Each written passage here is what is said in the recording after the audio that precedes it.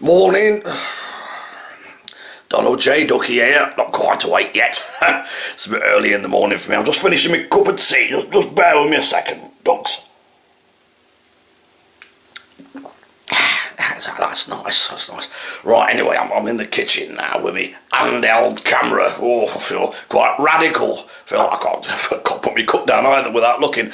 Right, anyway, so why am I talking to you this early in the morning? Well, what it is, right, I promised in the last video to tell you a little bit about, you know, these people who I encounter, right, during the time when I go in for my reductions, or my knockdowns as I like to call them, right.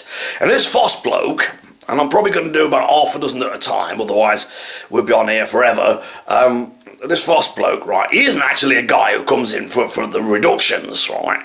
He's quite an obnoxious bloke, very 1970s in his what you might call his sense of humour, but he's quite condescending git, really, to be honest with you. I was going to call him something beginning with C and ending with T, but even I can't be that vulgar on camera. And anyway, don't upset the kiddies with words like that, right. Anyway, we call him, right, we've got a name for him, right, Effing Jeff, right. He's quite a big bloke, dresses all in grey shirt, grey hair coming out his nose, grey trousers, grey braces, grey jumper, grey shoes, grey socks, probably got grey undies on and all. Don't really want to think about that. And we sometimes joke and call him 50 Shades of Grey. I've never seen that film, well, not more than once anyway. I'm not going into that subject. Anyway, effing Jeff, he does nothing but say the F word all the time. Fucking this, fucking that, fucking the other, fucking weather today, fucking supermarket, fucking prices, oh, fucking coming here, if I fucking with you, I go to fucking store, it goes on and on and on. And he sort of befriends you, but he's not really a friend, to be perfectly honest with you. He's quite an irritating man, and he gets quite condescending once he gets to know you. Thinks he can get away with funny little jokes, but they're not that funny, right? He'll say something like, I got 2 words for you. I go, what's that then? He says, off and fuck, but not in that order. And then his wife says, she's going, hey, oh, you're so funny, ha ha ha, effing Jeff, ha. Oh dear, they're doing me head in, and every time I see him I try to run a mile. Sometimes I've even missed out on reduction opportunities because I've been dashing off, trying to avoid him, right. I can tell he's coming because he's got this stick. He's like, fuck it up, and he's quite loud and got this miserable tone to him. Well, you know me, I like to be quite a cheerful person, and I find him quite depressing, to be honest with you. One day I saw him on top of the supermarket car park, which is like above the street, and I had this very strong, I think the word's compulsion, you know, when you want to do something quite strongly, right, and this very strong compulsion to shove him over the edge. I had to hold on to a back of a car to stop me saying doing it. Anyway, that's effing Jeff. I wouldn't like to live with him, I tell you. Right, we'll get on to somebody new now. Oh, by the way, I'm wearing my dressing gown this morning because, as I say, I've only just got up. Right, let me get changed. Right, and I'll tell you about some of the others. All right, see you in a bit. Yeah, Joe, see you later. Bye.